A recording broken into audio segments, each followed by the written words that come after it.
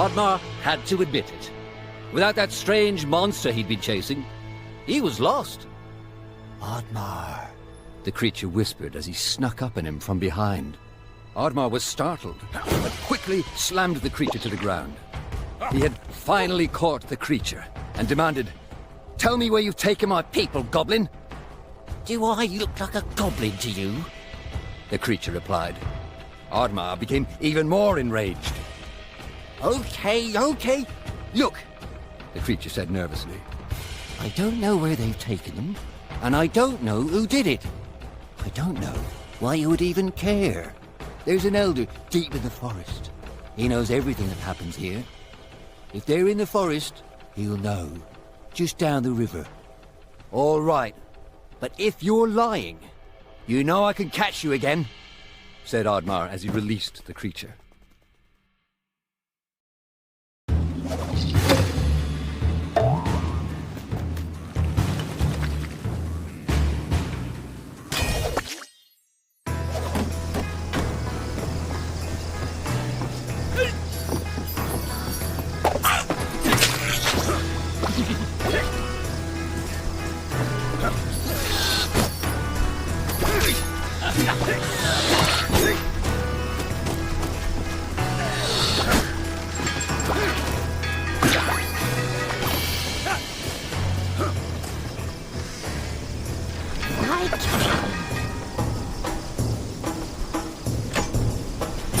It's a deal. Deal.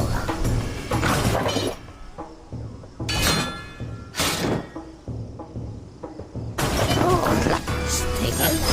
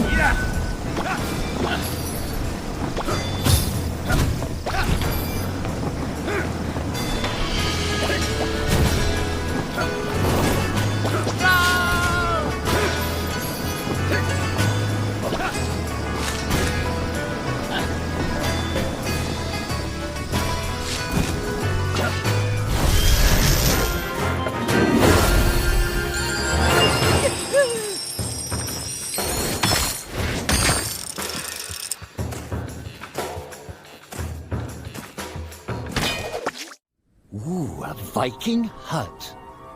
It was strange there was one so deep in the forest. Could this be the place the goblin spoke of? Perhaps inside there were answers. The hut was abandoned.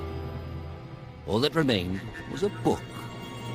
Although Oddmar was never one for reading, he opened it. Inside the book it read, Diary of Vaskar, the Disgraced. Could his old friend still be alive? With Oddmar's parents gone, Vaskar took Oddmar in. Despite this huge responsibility at such a young age, Vaskar had impressed the chief and become a promising young warrior. The chief was so impressed, he decided Vaskar was to lead the Vikings into the forest for the first time. Vaskar went to the forest alone to prepare. But the more he went out there, the less he wanted to hurt anything within it. He begged the chief to reconsider, but the chief was not a very thoughtful man. When Vaskar refused to lead the charge, he was labeled a traitor and was banished. Much time passed, and a fairy visited Vaskar. A great threat to the forest was looming, and her people were in danger. She knew she could trust him with the great power to save the forest. He had no idea he was to fight the god of chaos. Vaskar was almost victorious. But Loki, in desperation, turned Vaskar's own powers against him. He was cursed. But Loki was driven from the forest, for now, quickly consuming Vaskar. But the fairy could not help. Loki's hold on the forest and their magic was still too tight. The fairy asked if there was anyone else who could help. Vaskar was reluctant to put his friend in danger, but he had no choice. Oddmar always asked himself why he never went out there, why he was too scared to try and help his friend as he had helped him. He often thought about that. But where was Vaskar now? Perhaps his aunt laid further down the river.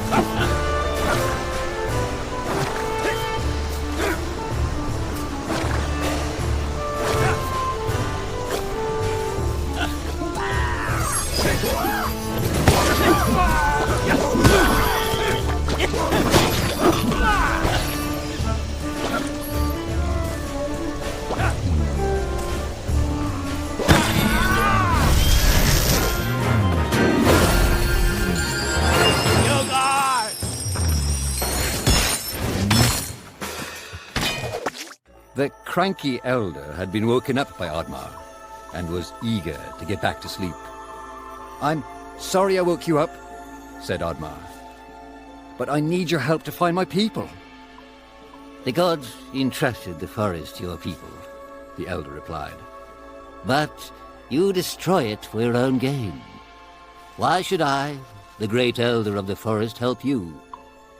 Oddmar didn't know how to respond and felt ashamed. "The forest goblin," Oddmar uttered. "He told me that you had answers. Please help me." The elder paused. He knew that the creature Oddmar was referring to had made a great sacrifice to protect the forest. He decided to help Oddmar. Underneath the great mountain, there is a powerful golem, Explained the elder. It will not help you willingly, but it has the key to the gate between worlds. Oddmar's spirits were lifted and asked the elder, "Between worlds? Will I find my people there? Do you know where Vasker is?" The elder yawned, closed his eyes, and muttered, I grow tired, Viking. I'm not used to speaking this much. The elder fell into a deep slumber, and Oddmar was on his way.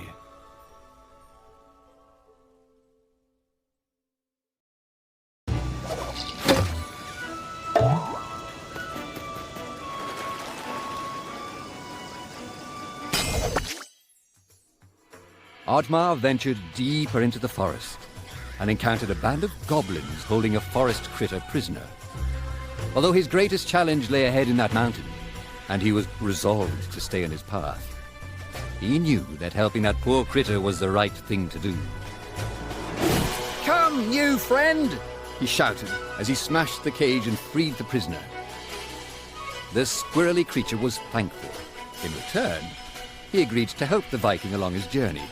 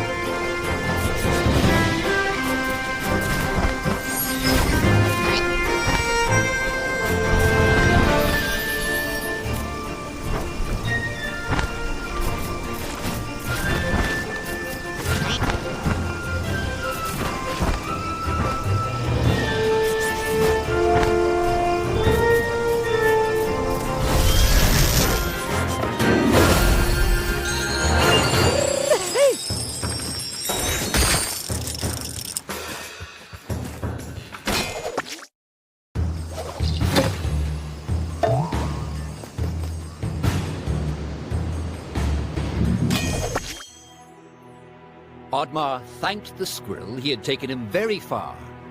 Perhaps he could find help in this village. The village was deserted. Could Oddmar be the last Viking in all of the land? If he failed, would he be destined to walk alone until the end of his days? Oddmar had heard stories as a child of the beast of legend that lurked below the water. But unless disturbed, that is where it would stay.